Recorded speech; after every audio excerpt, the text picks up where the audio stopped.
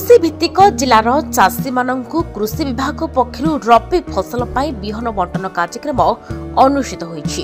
खरीफ धान अमल परे पड़िया पड़ुथबा जमिरे रबी फसल चाष पाई बौद्ध जिलार चाषी मानकु बिहन बंटन करा जायछि।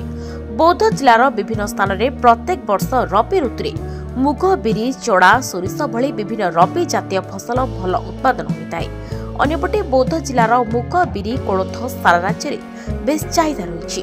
वर्तमान बौद्ध जिला कृषि विभाग पक्षरु जिलार विभिन्न स्थान रे चाषी को एही रबी बिहन मागणारे बंटन प्रक्रिया जारी रही। हरभंगा ब्लॉक रो पीताम्बरपुर ठारे एही रबी बिहन बंटन करा जायथिबा बेले बुधवार बौद्ध ब्लॉक रो जोगी बेरोडे ग्राम रे अंचलर चाषी को रबी बिहन बंटन करा जायछि।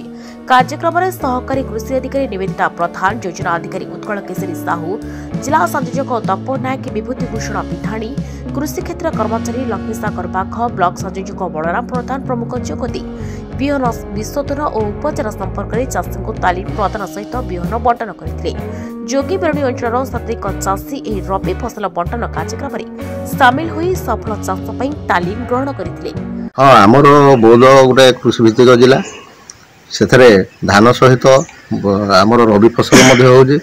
आज हमर जोगीबेणी ग्राम रे गोटे एक कर्मशाला हिदिला। सेथरे हमर रबी फसल जनित हमर